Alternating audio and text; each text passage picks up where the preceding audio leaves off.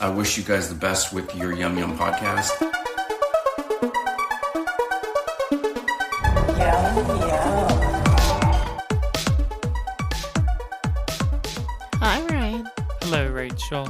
How are you? I am doing very well. How about yourself? I'm good.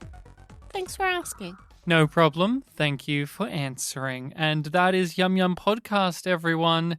In all seriousness, Rachel, what are we here to do today? We are here to talk about an episode of science fiction television. Specifically, an episode of Killjoys, which we are making our way through, myself for the first time, yourself for the second time. But it is your first time doing podcast discussions about the show. That is correct. If people you are watching through Killjoys for the first time yourself, welcome along for the ride. And if people you are revisiting the show or you're deeply familiar with it yourselves, well, congratulations, because we're here to talk about a show that does not get a lot of conversation, something that gets skipped over, I feel, even though this was an original science fiction show that has a beginning, middle, and end. That's the most important part. It ends. A rarity that it gets to this point that premiered just over 10 years ago now. But we are here today to talk about a season 2 episode of the show. The 6th episode of the second season. I Love Lucy. That is also the name of the episode as well. In fact, it's I Love Lucy, not just us declaring love for the character or the pre-existing TV series itself. But you're so funny. Thank you. Could you say it again, but with more enthusiasm, please? You're so funny. Could you tone it down a tad with the enthusiasm? That's too much. Hey. We're going to get to the director, and it's not you. Oh, okay. Fine.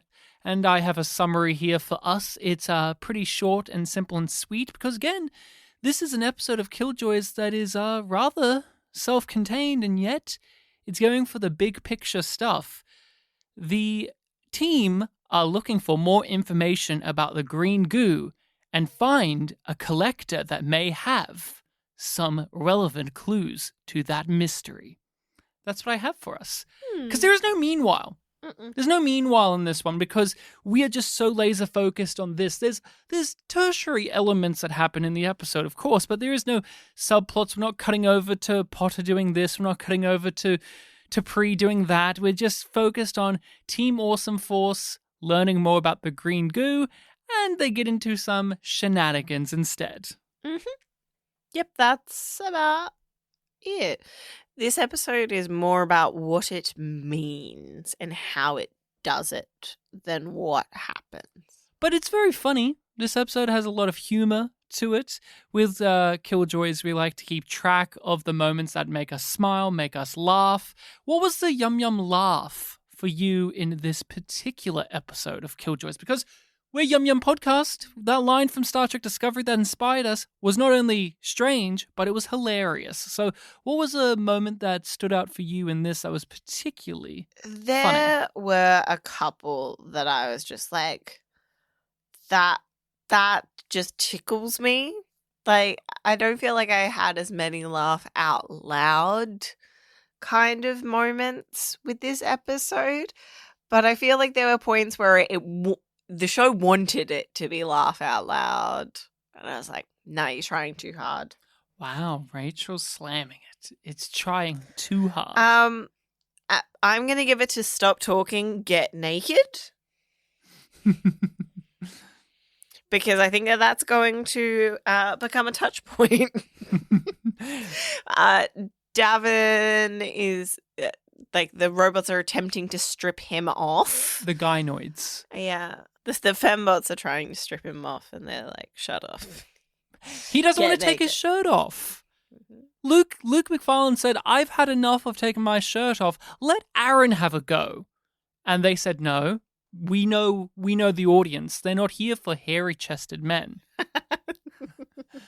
They're here for you. The beefcake of the show. I mean, Aaron's also fit, but you're the beefcake of the show. Yes.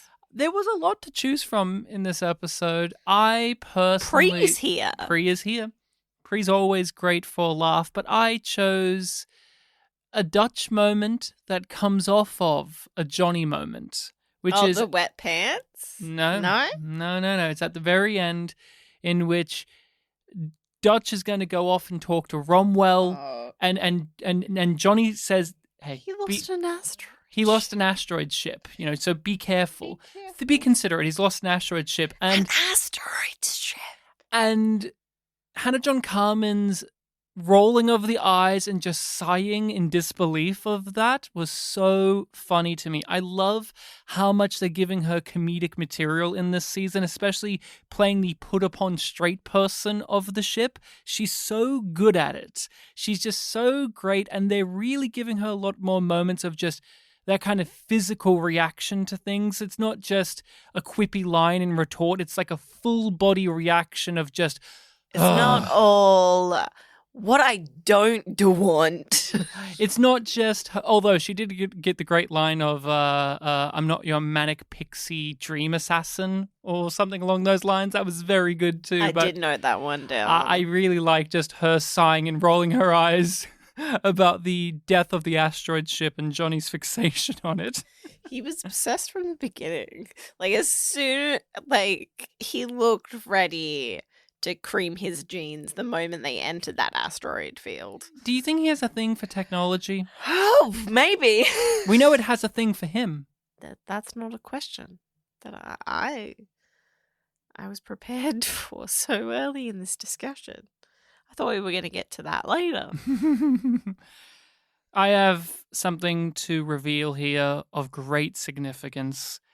3 times was the word bitch uttered in this episode. My personal favorite was the last moment in which it was uttered, which was when Lucy was back in the ship form, when we cut back after her physical form gets killed, and she's just having to keep these bitches out from hacking her. Loved it. And I love the way that the actress said the line with absolute venom. Yeah, that was a really good one. But always gotta love a pre-bitch. He just gets one this episode, right? I don't think he got one. Oh, I thought he had one when he was speaking the other language. Oh, that's actually a good point. Maybe he did. I did not note that down. I noted down that Davin had it when he said, "Bowl me, bitches," and they gave him the bowl of green goo. That was very entertaining. But Rachel, you keep track of something very important. Nut shots. And our last one was episode 2, right? Mm-hmm. So we're 4 episodes gone. He just left with nuts! The director of this episode is Grant Harvey. Mm-hmm. Grant Harvey has quite the career, so many things under his belt, and I just want to say I thought he did a marvelous job in this episode. I thought this was a very stylish episode. This one was leaning into a lot of genre trappings and tropes, and the sets, the lighting, the fight choreography, there was also just very strange, abstract ways of communicating across information that we haven't seen done in the show before. The way that the bleeding in of flashbacks and dreams and things like that was done in this episode, I thought really snapped, crackled, and popped. And I'm sad to report that this is the only episode of Killjoys that Grant directs. After this, I was like, oh man, I can't wait to see what other episodes this guy's going to direct, because I thought this was one of the best directed episodes of the show, and I'm just saddened to see this is the only one he does. Yeah. The main thing that I noted that he'd done was Ginger Snaps. Not Ginger Snaps. One of its sequels / a prequel. He did not do Ginger Snaps. He did Ginger Snaps Back, the beginning. He actually started his career with a film called American Beer, which... his main one, his top credit is Whisper. And it looks like the shittest thing ever. It's a TV series to Yeah. be specific. Well, he's also got a new show on the go called The Way Home, which is quite highly rated. It's been going for a number of years, and he's directed most of the show. I don't know if Whisper is actually that shit, but that thumbnail does not, like, it turns me off the show so hard. And, like, the premise of it sounds somewhat interesting, but because of the poster, I go, that's going to be so low quality. I don't want to do that. You're going to tell us the premise, or you're just going to leave it there? I didn't even bother writing it down fully, but it was just like a guy comes back. He was like the town celebrity, and then he's found dead. Well, he also directed Freezerburn, The Invasion of Laxdale. I also saw that, and I was just like, this guy is just directing trash. But he also directs a lot of the similar culprits we see when it comes to Canadian TV director people. Haven, Helix, 12 Monkeys, Orphan Black, Winona Earp, the usual contenders. So he does dabble in this genre, in this realm. One thing that we haven't seen before from any of the directors that this guy has started to move into is video games. And not just any video games. 6. Far Cry 6 and Watchdog Legion. Not small games, big games. He got to direct Gus Fring to do Far Cry 6. Like he's done quite a number of video game stuff recently. It seems like the industry he's tapping into, and I think that's unique as well to think about. It's an interesting thing because it's just like, well, yeah, they do need directors for the motion capture, but you don't necessarily need an like elite director, but you need a capable one. I'm also used to the directors coming from the video game industry itself into already, TV, yeah, and then vice versa rather than that way around. So I think that is something that stands out about his career. A novelty. He has gone through the different mediums: film, TV, video games. I think that is quite cool, and I think you can tell in this episode because there's a lot of like special effects, trickery of location, minimal set, but you have to make it feel expansive. That he is a director that can work quickly and effectively and give you sense of place and atmosphere. Yeah, I agree. I did enjoy the writing of this episode too. He wrote the earlier episode this season, Shaft. Which you did not like. No, I like this one much better. Some of the writing felt a bit tacky, but it felt on brand for Killjoys. John Cooksey, this is his last episode writing the show. You were very vitriolic on his last appearance. You said, I hope he doesn't write anymore, and you were saddened to see that he did. Yeah. And I gritted my teeth because I remembered this episode in particular. I like this episode. This has an amazing series of ideas to it. It is the episode in which Lucy gets given a body. She is put into the plot's not about that. No, that's just a thing that Yeah. happens, but it's a memorable thing. Yes, there's multiple memorable things about this episode. I think this is an episode out of any that we've watched so far. You can tell that the creative team are keenly aware of what the audience's reaction is to the show at this point. I mean, the first season has already come and gone, right? They're reading, they're interacting, they're aware. This is very satisfy the fans, but I don't think it gets lost in the source of that. No. It still tells its story, it still does its thing. But I liked how this episode snowballed in a way where it starts off pretty unassuming, and then by the end of it, we've gone through quite the journey. Yeah, and it's nice that it has that evolution to it, because a couple of the previous episodes really start high and end high, and they do manage for the most part to keep that momentum going, but it's nice to have a different sort of paced episode. Did you find the tone of this episode and just its general sci-fi nature to be that much different, or just a step outside of the usual bounds? It makes sense within the world, but it's exploring it in a different way than we've seen before. The majority of this episode is set on his ship / Lucy's, right? It's not often that we have that type of framing.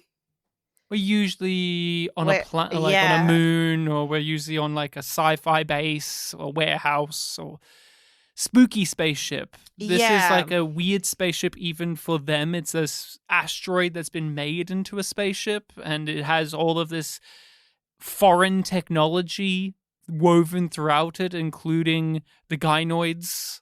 Yeah, and it does interesting things within that space.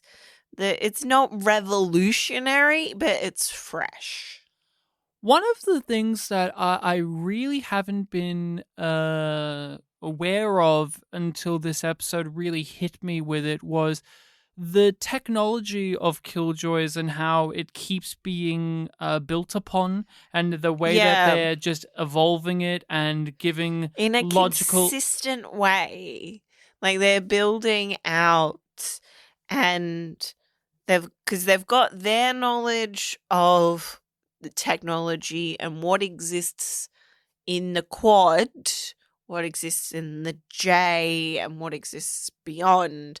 And they keep on encountering these things that are even further advanced and out of their realm of understanding. It's like, oh, I didn't think that was possible. Oh, is this the thing that I think that it is? Because that's super cool, but that's super advanced. I also like that they go in the in-between as well. Here's something that is maybe a tech in the tech tree down a couple of notches from something we've seen before, but it feels like we had this that got to that.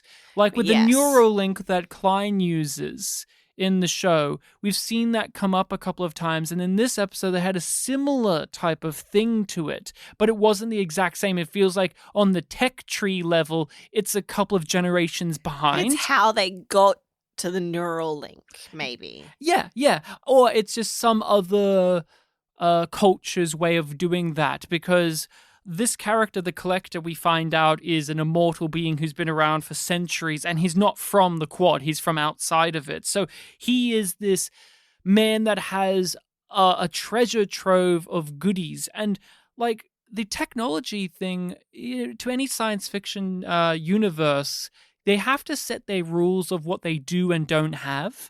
And Killjoys has made that like pretty consistent. Again, like, here's what we have. Here's what we have. And when they go outside of that, it's a big deal. Like, oh, this is something we don't have. Oh, especially for Johnny. Oh, yo, especially for Johnny. You collect keys? Here it is. I couldn't fit everything into one small asteroid, so... A molecular printer? Amazing, right? That trade cost me. But now I scan whatever I acquire into the system, and everything's available at the turn of a key. Everyone is obsessed with this green goo. It keeps popping up, this plasma. We don't know what it does. How about we find out what it does? How do we do that? We should find somebody who has knowledge of extremely bizarre technology. Okay, that takes us to well, this... he's rumored to have the goo. He's rumored to have the goo, but he's also a man who knows about bizarre foreign technology. Yeah. Let's go find this man. That's it. That's the premise of this episode. Green magic. The green magic, as it was described as a drug. Let's go find this man. And of course, once they get there, it's not just a simple exchange of information, but instead we get given a wonderful, eccentric character played brilliantly by a familiar face for this podcast. Yeah, Mako Anaros. From The Expanse. From The Expanse is here, and he gets to be the Collector. And I want to note this now, is just the continuing pattern of them collecting allies in episodes this season. because he survives the episode. He escapes. He's a sympathetic to their cause and a sympathetic character at the end of this. And he goes off into the wild, just like a couple of other people have. And I'm liking that that's leading to maybe a bigger team up situation later on. People we can check in along the way as this bigger conspiracy unfolds in front of us. But also, like, as this episode is very masterful at doing, self-contained story as well. Like, we're building out the big picture, but as an individual story, this works. His character has a beginning, middle, and end that you can follow along with, and you are satisfied with how we got to understand him and how much he changes and what he becomes by the end of this episode, even though he is a Machiavellian sci-fi character to the surface level. But then when we shed those layers, he becomes much more. He's afforded depth, which is something that I'm appreciating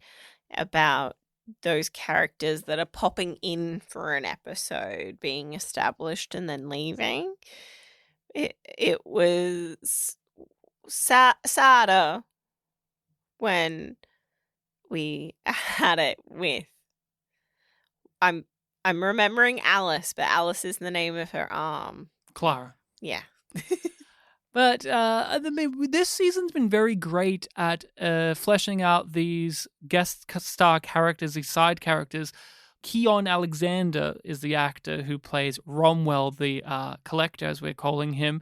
And he gets to really sink his teeth into this role. Like, it's clearly one in which you need to play it in this absolutely... How would you even describe the way he plays this role? Because there's facets to it. Because at the beginning, he has to play this antagonistic, almost inhuman, like bratty, like noble character, like nobleman character in a weird way. You know, like he's doing all of that, but he's also then. You see that there's tragedies and that there's foibles and that there's like a neurotic part of him underneath it all as well. Yeah, and it's interesting to compare him to Dutch because he spends most of the episode with her because they are both characters and individuals that are striving for control and ownership and understanding of themselves. What did you feel about seeing this actor again and the type of role he played in this in comparison to Killjoys? Because, I mean, in comparison to The Expanse, I've had it the other way around where I remembered him very vividly from Killjoys because this is the type of role that you don't easily just wipe from the mind. And when I saw him in The Expanse as like this charismatic, roguish guy, I just had a chuckle because I remembered he was this handsome, Adonis statuesque man in this, but I'm supposed to believe he's like a little dork. And I just remember finding myself kind of chuckling at the fact of that. He's not a dweeb. Don't try and pretend like he's a dweeb. This is like one of the most handsome, muscular men I've ever seen. He looks like a statue carved from marble. Like he look, yeah. You said it. Yeah. He's gorgeous, but this episode's like he's a little dweeby guy. But what did you feel about seeing this actor? Well, I didn't clock it initially. I was like, his face and his voice feel like a little familiar, but it didn't twig for me. You had to tell me. But it was fun seeing him in a very different light, but still playing with the dark side of charisma. He plays a character that likes to act.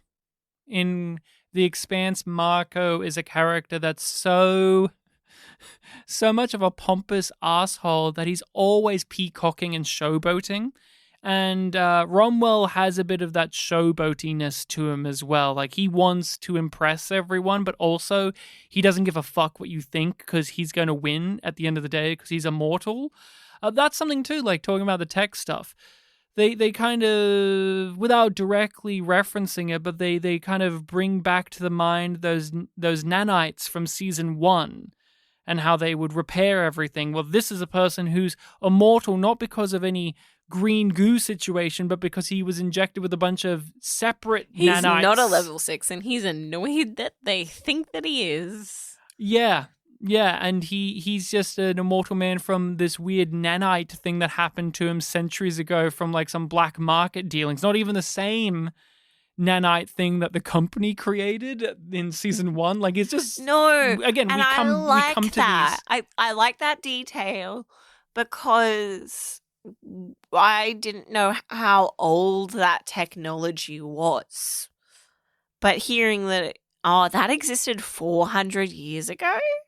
Well, I don't know. I took it as a case of like, he's from outside of the quad. So is this a case of they found this technology and the company found this technology and co-opting it? Or is it the case of eventually the company made the same type of technology because you come to the same endpoint? Because Or did he trade the technology? he doesn't seem to trade as much. He seems to pretend to trade and then take. Is his MO. I love this detail too, like he lives like the vampire life where there are people he genuinely befriends and falls in love with, but because they age, they eventually die, and he has all of these urns of these people. I just gave him, again, this inhuman quality, but also made him human. Like, you feel for him. I was like, how do you remember all of this, buddy? Though, like, you're humanoid. There's limitations on the things that you can remember. Well, he kind of has that too. Like, he has so much technology stuff, he doesn't even remember what's in there. And like that goes into his vanity, and he's almost like in like innate need to forage and to surround himself with a bunch of shiny objects, like the keys hanging off the roof and all of that. Like, he doesn't even have it like organized. It's just like at this point it's for aesthetic purposes more so than anything else. Yeah, it's like he doesn't want to give up anything, but he also doesn't care. He doesn't care about any one thing in his collection. He cares about having the collection and growing the collection. Ooh, Captain Apex. But the Volubian Princess storyline is so derivative. And this isn't even a first edition. Rossinaz. She's the premium knife maker in the J. But I have 50 just like it. 22 inscribed to me personally. Lucy is a character that was big with the fan base when the show first kicked off. Like with us, we instantly connected with Lucy and we like this character. And so this is an episode that feeds that says we recognize the appreciation for this character. And so let's let the actress that voices her come in, get to play the physical embodiment of the role. Because that's, let's be real, that's fun. It's fun. It's fun. It's nice, and it feels respectful to get her to do it, because otherwise you would be dubbing another actress. Or doing the thing where Lucy's uploaded into another person, they use that person's voice, obviously, and they're playing up their version of the thing. But all of those options suck. The Lucy Gets a Body is a part of this episode, and as fans of the character, as you're saying, this was treated respectfully.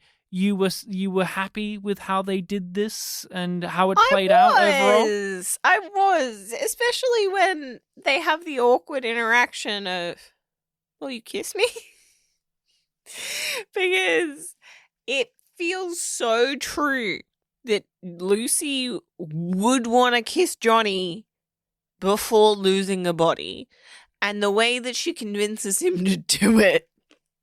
For science. And the choreography of that kiss. Like the first awkwardness and then her using her finger. Was that so? She did what with her finger? She did what with her finger? She made sparks. She shot sparks out of her finger because she loves Johnny. She clearly loves Johnny, and now she gets to be with Johnny because she has momentarily a body. So she's going to take that. But because it's Lucy, she's going to use the science language to justify it. And we all know what's going on here, but it's fine. I thought that this was not only just like lovable. Like, I love this. This is the type of thing that is always entertaining to see. But Dutch and Davin got a Sparks moment. yeah, now Johnny and Lucy get a Sparks moment. But something that was very important here was we got to see more of Lucy's character because she gets to run around, she gets to be a part of the action, and she's not as all-knowing because she's out of her element. Like, she's told, like, you have to trust your intuition on this, and she's like, I don't have that. I have calculations, I have this, and it's like, well, sorry, but we're in the tunnels now, and we don't have a laser that can just shoot through there. You're just going to have to use your, like, gut feeling on it, and we see her, like, actually do that, and Yeah, it's interesting to think how those understandings might change the way that she does things in the future. Like, I hope that it matters that she got to do those things and she got to appreciate those things about having a body and, you know, being a bit more human. I wanted to ask you, we've had discussions about the level of humanization for Lucy, where there's still a coldness and a disconnect from that mortal being feeling to Lucy, but there's enough warmth and humanity given to this voice of the ship. And now we have an episode that has her thrown into a humanoid body, and then she's thrown back into the ship form. I know she's technically just an app in this episode, and Lucy was always on the ship anyway, but like at the end of the day, how do you feel like this did in terms of progressing along or filling in that area of Lucy's, you know, humanity in quotations? It's interesting to think about it and wonder those things, but I haven't stopped to think about it because I was like, it's just fun. Like, I'm kind of stuck at that point. Yeah, of course. But at the end of the day, like, what's the takeaway? Is it just, oh, that was fun to do, let's throw the actress a bone? Or did they do anything deeper with it in your mind? Like, I know that they did, but I am more interested in the implications for the characters, not what it thematically means so much. I think looking back on it, I'll be able to do that more. But in this episode, I am more like, oh, that like, she's got to kiss Johnny. How is she gonna feel about that? Is she gonna make references about that? Is Dutch gonna make fun of Johnny for that? Because you know Davin's gonna tell Dutch. I look at it as the most important takeaway being, how does Lucy feel about John now? Because she got to experience clearly the desire of intimacy with him. She doesn't say, like, I love you or anything in this episode, but it's clear. I mean, Porter does. Yeah, she sacrifices herself for them. And she gets to kiss him and gets to have sparks and gets to ask these more personal questions that she would not be able to ask in the circumstances that they are usually talking to one another in. But you mentioned it, Potter. This answers the other question of, well, what about Potter? How does Lucy feel about Potter? And what I'm relieved by, at least this is what I take away from the end of the episode, is there is no, like, jealousy, you know, tension angle from Lucy, because at the end of the day, Lucy's the one that helped organize and set up the little fun romantic surprise at the end of the episode. So it's like Lucy has experienced enough to say, I'm good. Now Johnny can go off and, you know, be in his relationship and be happy, and I'm going to help with that. Like, she's still in her role of, like, I'm the helpful person of the ship. Like, I'm the ship. I help you. I do the thing. That feels right, that she loves Johnny enough to let him go. Mm-hmm. Yeah, and I think it's much more rewarding from an audience standpoint. Like, would you rather this or Crichton with Kachansky? Who would fucking want that? We didn't want that in Red Dwarf. Why would we want it here? The jealous, Petulant. sidekick that's been friend zoned. I'm very rarely a fan. No. We've already got Davin being that this season about I Alvis. don't like it when characters feel like they are entitled to a certain kind of relationship with another character. It's just like, no. Consent matters. And they masterfully handled that I at the don't end care of this if it's episode. a pure love. Yeah, and they masterfully handled that with Lucy at the end of this episode because, like, it's fun, as you say, to have this story play out the way it does, but there is more substance here. They do indulge in the thing that's been unrequited in the show, and then they back off and say, but that's not going to be the thrust of this story, okay? No. Like, we indulged in it, now let's get back to the real thing of Johnny's relationship matters, and Lucy's going to help out with that to further highlight to the audience, like, hey, now Lucy's back as a ship. It's not going to be like she's a jealous, lovelorn, unrequited thing. It's just going to be like, we got a moment. We got a little moment that's been unstated, but now it's been stated, and now we can move on. And Killjoys is really good with that. Like, throughout this, like, these 2 seasons, like, Dutch's backstory has been very much treated that way, where it's like, this has been unstated, but we're eventually going to state it, but we're going to do it in a way that feels very just off the cuff. But also, you already know a lot of this just from context clues. Yes. It's a revelation, not a reveal a lot of the time. So when Lucy asks to kiss Johnny, it's like, oh, yeah. That's a moment of vulnerability, but it makes complete sense. And when Romwell in this episode comes in and says, okay, look, I've looked over your crew. I want the 2 beefcakes. I want to keep them. But maybe you can convince me not to keep the 2 hunky beefcakes if you tell me your elaborate backstory, because clearly that's interesting for me, a man who loves stories and collecting things, and I'll take story behind the object. Story- I really like that line. because he wants her Satara, the instrument that's been hanging on the wall of the ship for the whole show, and that they've talked about, and it's actually become relevant. You know what was awesome?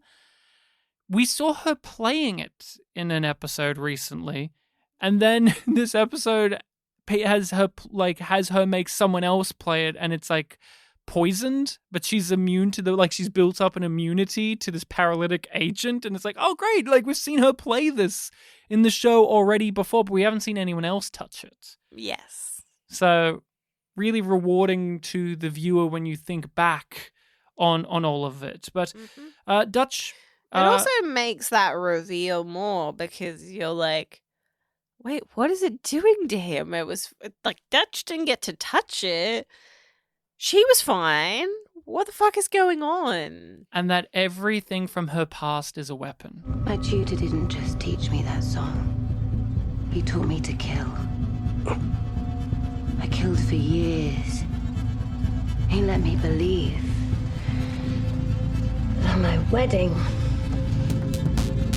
would be the end of it.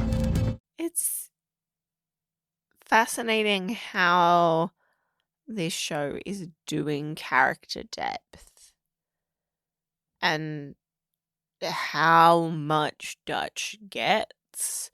And it's easy to keep on going to her and talking to her when it comes to that. But all of the characters get that. Dutch is the most intriguing because she is so closed off as a person, and every time we start to peel away at her backstory, as you said, it's like a okay, we already kind of have pieced this together, but now here we have the final jigsaw piece Or here, the puzzle piece here. she's telling it and owning this part of her story that she's spent a lot of energy rejecting and pushing back or trying to overcome. And it's the recontextualization of how she feels about these events emotionally. So when she says in this episode, like, oh, he forced me to be a survivor, not only is she rethinking how the story of her life has played out, it also makes us rethink about what we've known of the character and what we've been told of her backstory, and when we get the flashbacks and all of that. Like, okay, when you start the show... Also another great item of tech in this universe to illustrate the flashbacks. There's this little thing that allows them to sort of mind meld. Yeah, weird Neuralink kind of prototype deal. But when we started the show, it was very clear cut, like, okay, child assassin, got it. Okay, so she was made into like a supreme killer, got it. But then the more we learn about how this affected her emotionally and how this has forged her into the woman she has become today and the things that she's rejected about herself, it makes it much more complicated. When we talked about The Expanse... And insightful about the implications of being a child soldier, essentially. Yeah. I was just going to say, when we did The Expanse, one of the most, one of the most intriguing elements of the series was about Marco Naros and his son, Philip, where it's like, how do we feel about this father who has forged his son into this child soldier responsible for one of the greatest atrocities in humans' history? And it's like, how do you feel about child soldiers? How do you feel about them when they reach a certain age where it's like, okay, they're no longer children? Does that negate how you feel? They grew up in this. So. Does that now negate how you feel, like the moral ambiguity of it all? Like, child, like, because they're children, it's like, oh, there's this ethical, moral concern, but it's like Dutch is not a child anymore, but she's still having to like reconcile and like reckon with her past and how she's still a child in a lot of ways, especially because of Klein. Like, we're chasing after Klein, and the more we chase after, and the more and more she realizes that she's still that little girl that he made her into. She can't run away from herself or her past any longer. And that's a huge part of her journey in the show. Did you like how she told the story through the song and then through those visuals that they were using? Oh, I fucking loved it. It was trippy, and I was like, wait, what's going on now? And how is she manipulating this? And I was like, oh no, this makes sense. And then she kills him? Yeah. She garrots him? Yeah, with one of the things from the Satara. One of the things that was also brilliant too was she's singing her story, she's telling her story, she's telling us about how she was raised to play this instrument to win the heart of this prince, and then they kill, then the prince gets murdered by Klein and her.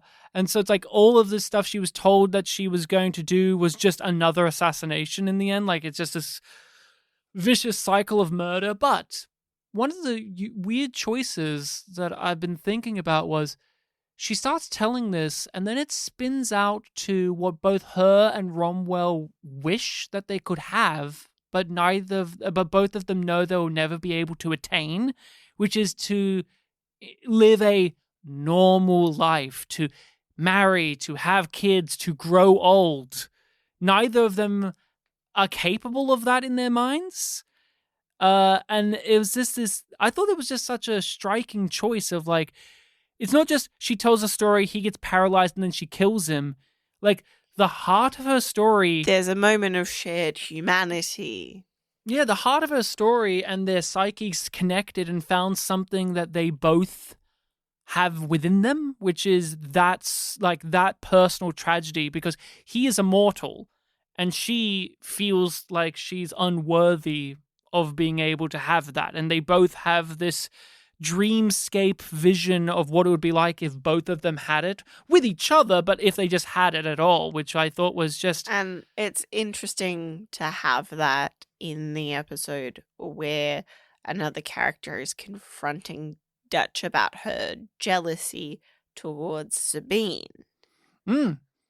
See, this is the type of thing that raises this episode up above just being a nice sci-fi, cheesy, throwback type episode where it's like, here's the Trope of kooky the week. trope of the week. Like, here's the, the most toys type episode of Killjoys where there's a guy in a silly outfit who wants to collect them and put them in his, drawer and keep them there forever. And he's just an insane little guy. Like, no, it's this type of thing where we're delving into the character work of not only the people we know and love, but like this complete like random figure that has only just come in this episode. Lunatic.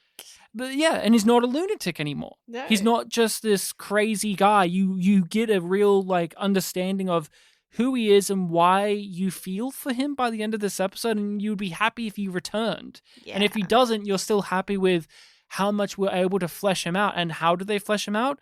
They don't just give him a monologue where he tells his tragic backstory. We get that, but it's this thing where they It's how it's pieced together. Yeah, it's this. Yeah, exactly. It's how they piece it together, and that they directly connect it to one of the main characters that we already understand fully. Yeah, and it's like, well, you already care about Dutch, so it makes sense for them to also do that, because it's like, well, you care about him and you understand him because it's in tandem and contrast with Dutch. They connect him to the bigger story that's happening, the threat that's coming to the quad. The green goo War or winter. War or winter. The green goo is why they're here. They want to know about it. They want to understand where it's from, what it does, how they can use it or not, and where they can get more if need be.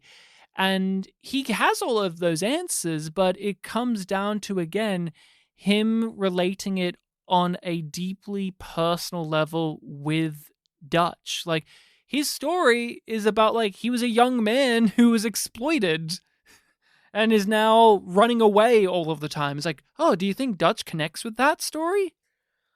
Nah. Yeah. Like, what did you actually think, though, and feel about the information he gave us about the threat coming to the quad and the green goo? I'm like, okay, this makes sense. This adds up. Like, this is a thing from outside. It's on its way, and It's taking over. Yes, people are aware of it and the dangers of it. And it makes me excited to see what they're going to do with it. And I assume that this is going to be on the right path. I don't feel like this is going to be a red herring about the origins or the force that's coming.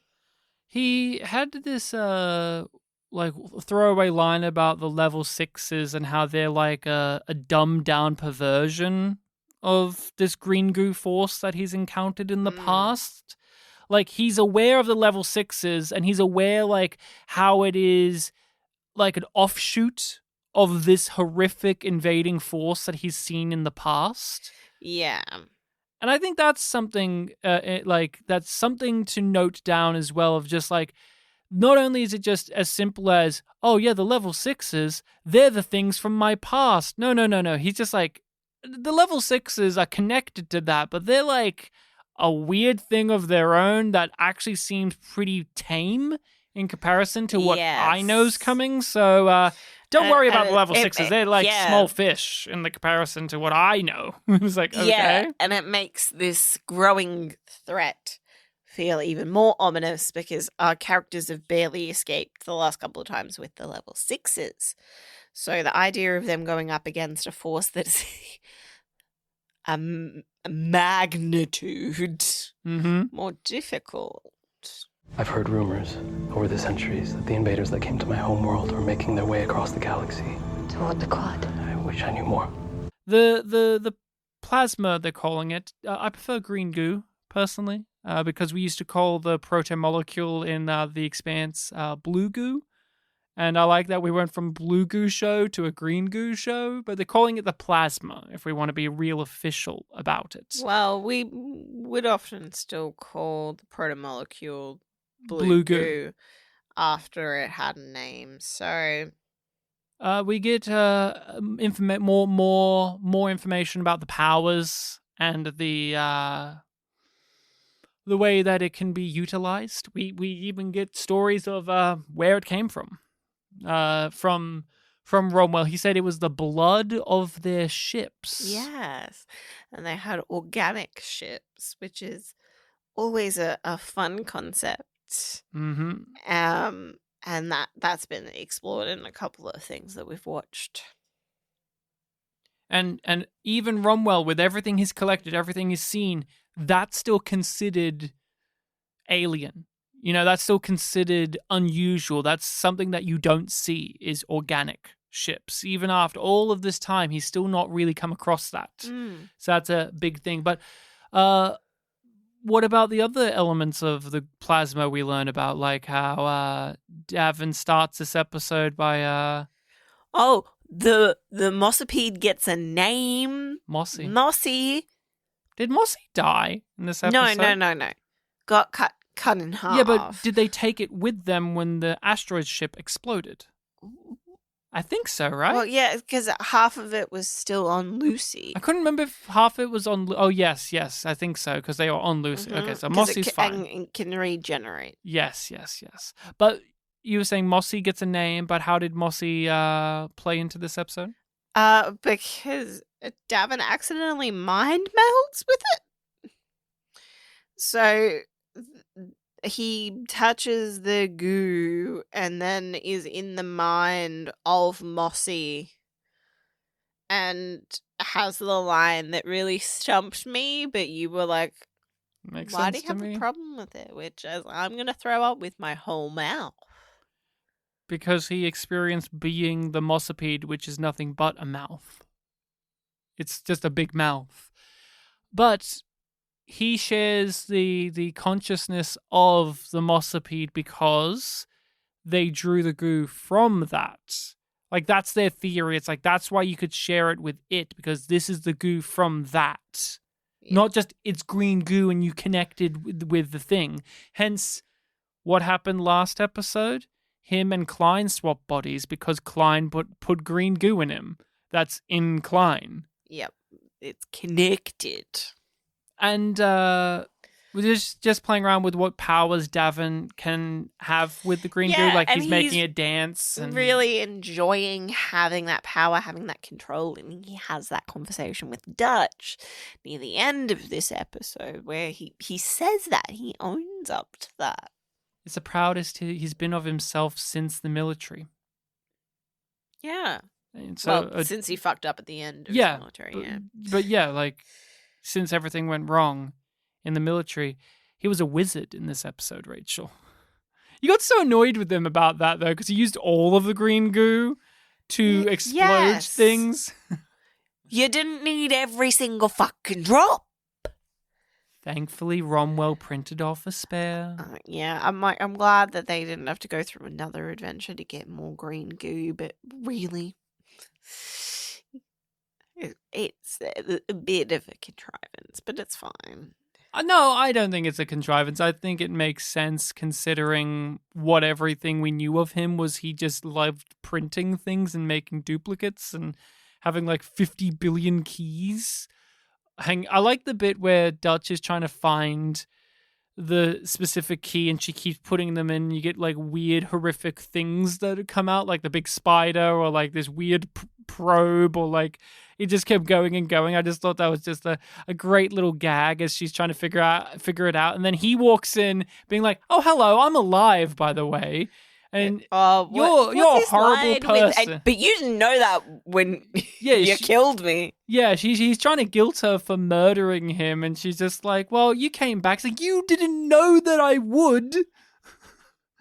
Like, just throwing it on the fact, like, inherently she does murder in cold blood.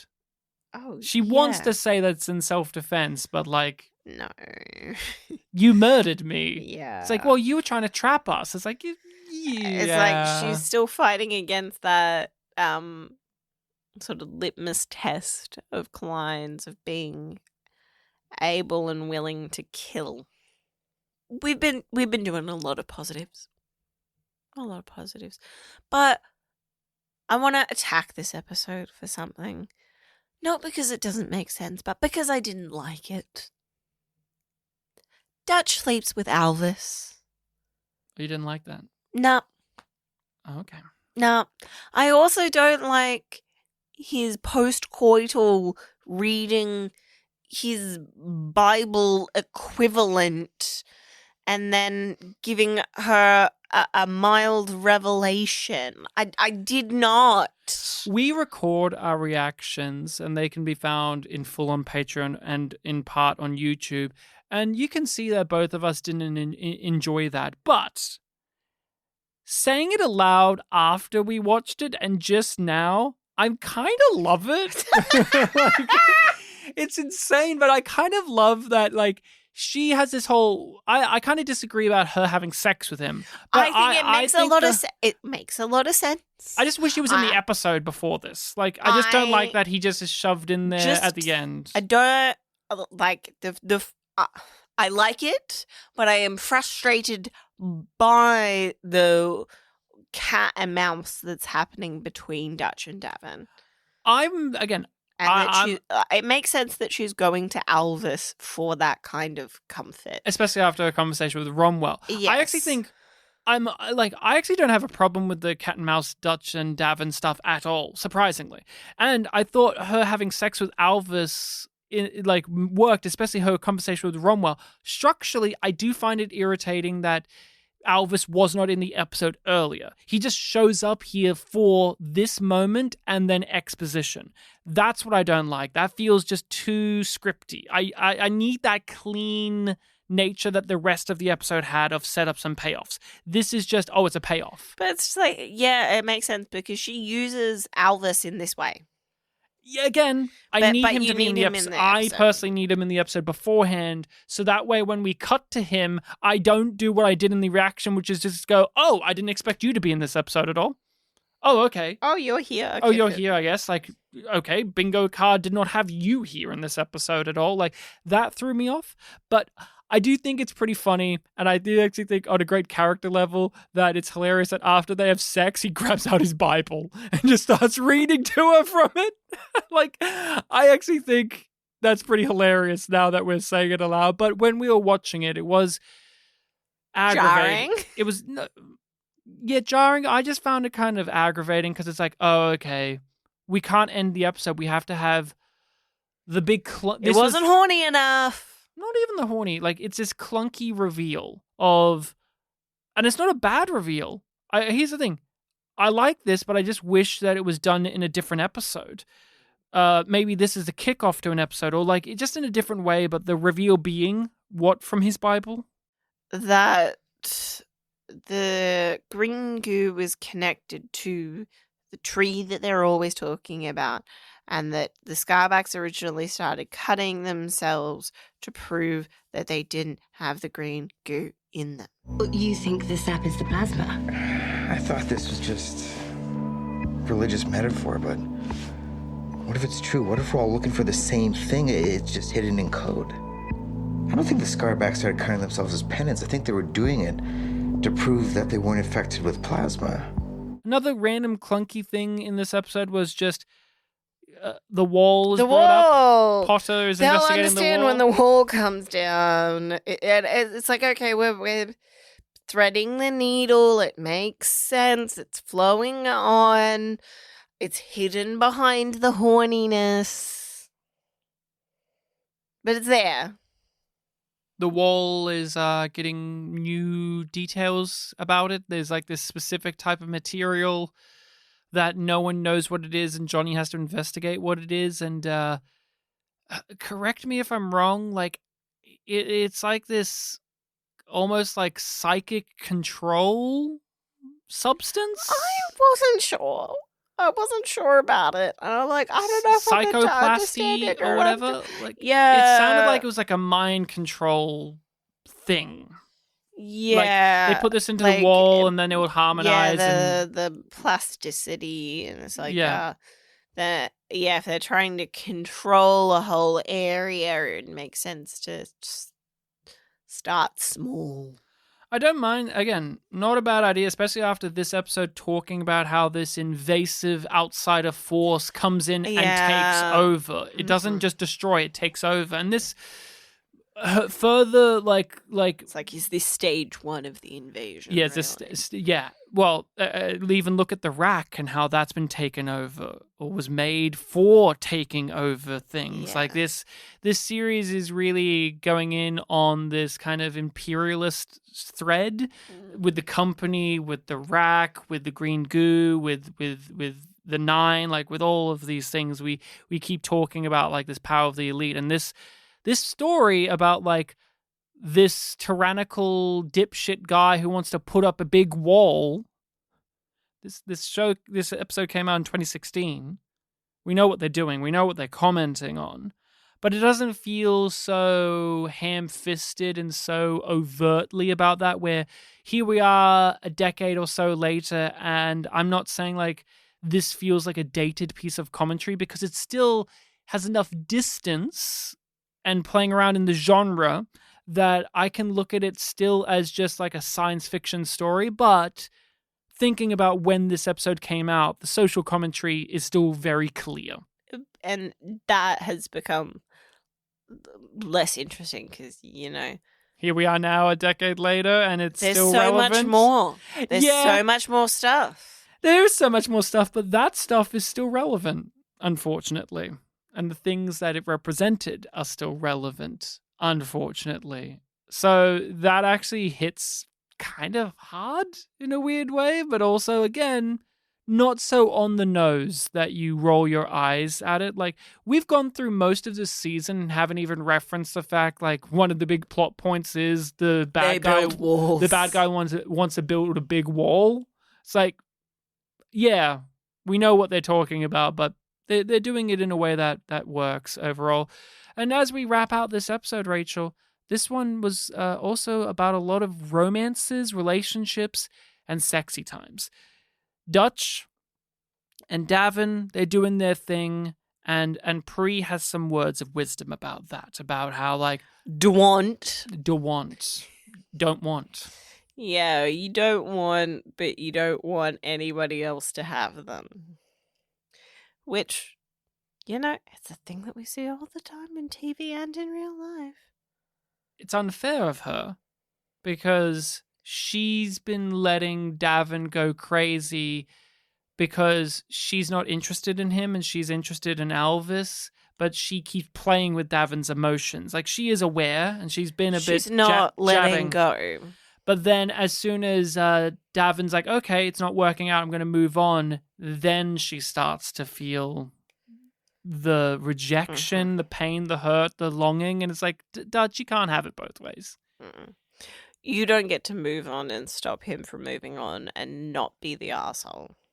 And so when she has sex with Alvis at the end, I think it works, as I said before. Because it's very much in line with the way that we've seen her use sex in the past. But I think it also has more meaning to it because of what Romwell says of, like, the life we live doesn't have a happy ending. So take it when you can. And so she takes that advice on board and that thought process on board. So the sex isn't transactional in this moment. It's actually her connecting. Yeah, taking life, like taking the path down the road of life and just going, okay, instead of me playing coy, I'm just going to dive into the deep end here. And Alvis is someone that she has a passion for, and she can't have Davin. So and a history with, and a history with. Johnny and Potter, they were cute in this episode. Mm-hmm. She said, "I love you." Yeah, but then she meant in another way, and he's like, "Yeah, sure." Yeah, he's like, "I'm not going to press you on that," and we know that she falls fast. She got to play some sexy hologram time with him, and then she shows up at the end as the real version of her, and That then was scares the so fuck out of him. cute. They're very cute. But everyone's been waiting, Rachel, on bated breath, about Sabine and Davin. I will just say this before we talk about, like, the ending of the episode. Boy, I really wish that Sabine was a character before this. Like, Davin's feelings are fine. They've given her some characterization, but she's been there clearly as, like, love interest and nothing more. She's there as a piece of meat. Not even that. As we reveal in the episode, she's there to be a rug to be pulled. Not even a piece of meat. Like, was she a plant by Klein? But I'm like, no, he's busy doing shit with Fancy. He hasn't got time to mess with Davin. I mean, he's trying to mess with Davin always. Yeah, but I'm like, I don't know.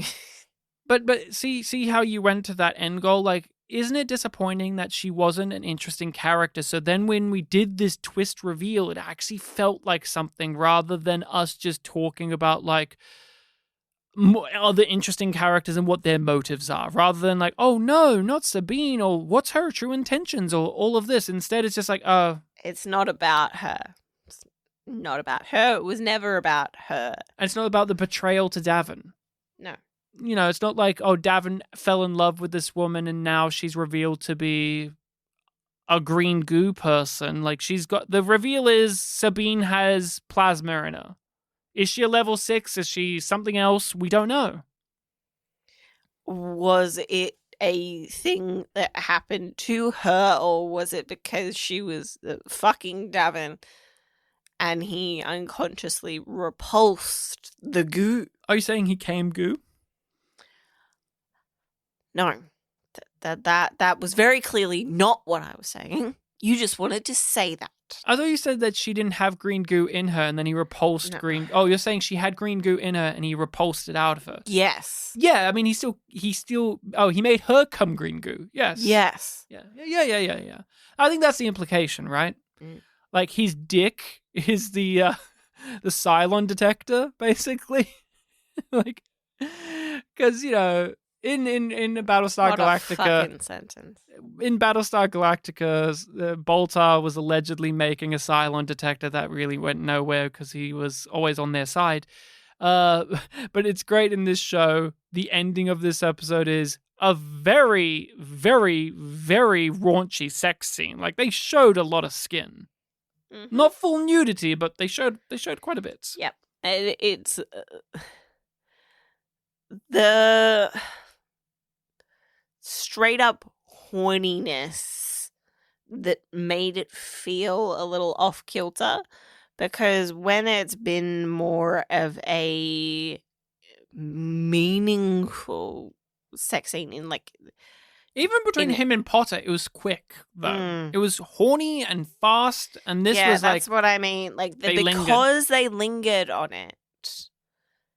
It's like, there's gonna be something else to this. It's not just they're having sex, it's something else. You wouldn't end the episode with he has sex. Unless it's on a bigger, meaningful level, like when him and Potter had sex, or him and Dutch have sex. Like, that's monumental, but, like, Sabine's not a character we know. No. So you're like, well, it's going to be something else, even subconsciously. You didn't expect it, though. The look on your face. You were holding your hand over your mouth in shock for a good while as she had green goo coming out of her eyes, and then she's spasming on the floor with it coming out of her head. And it's like he fucked her so hard, goo came out. Yep. That's what happened. I'm not... yeah. One critique for the intimacy coordinator, they didn't make it clear enough when she moved his underwear. She took off his pants first, Yeah. not the shirt. You were very perturbed by that. I was like, oh. Yeah. I appreciated your point. Mm-hmm. She's just that hungry. And Davin was trying to keep his shirt on for most of this episode. That was the point. I'm not being hyperbolic when I say this. We've covered hundreds of episodes now on the podcast of science fiction television. Yes, we have. Is this one of the most memorable and or audacious endings to an episode we've ever seen on the show, on our podcast? I think it is. Yeah. Yeah, I don't think that's that controversial because Is it too much? Was it too silly? Was it too, or did it land? worked. It worked for me. It landed. What about you? Oh, I remember this, and I remember it as a hilarious thing. Like, I was doing, when I first saw this show, had it on as a background show while I was doing art projects. But this is one of those things where it's like I was doing my art project and I had to put it down because I just couldn't believe what I was seeing on the screen.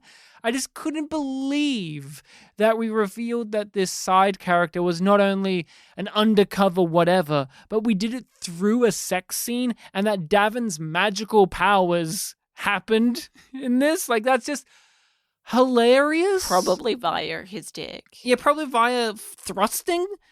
I just think that is so wild. But no, I don't think it's out of place. Like, with what this show is, like, here's the thing.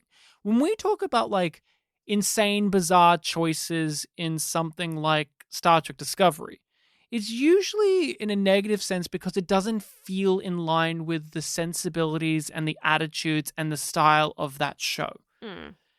But with something like this, or even some of the more like bizarre moments in Babylon 5, say, it feels like, okay, this is a part of the character of the show. Like, could any other show we've covered do this moment? No. No, well, no. No, I don't think this type of It doesn't moment, belong anywhere else. Killjoys has it because it's a horny, funny, silly show. Mm-hmm. Yeah. It's not just those things, but that is a part of the DNA that was introduced in the very first episode. So when Davin reveals a spy, infiltrator, whatever, through his dick, like, it's absurd to say, but it's like, that's Killjoys. That's perfect. Are you really gonna do this? Give me a reason why not. You won't respect me in the morning? It's already morning.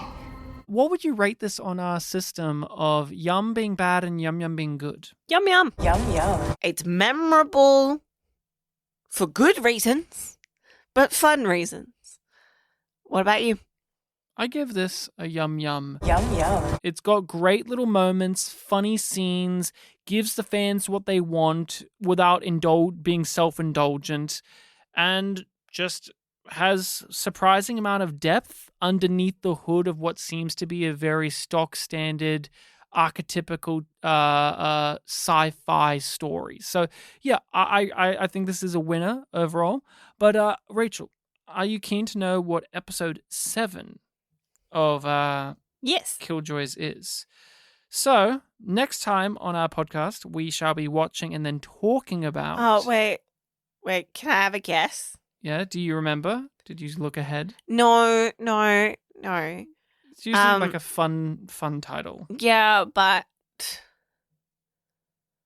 I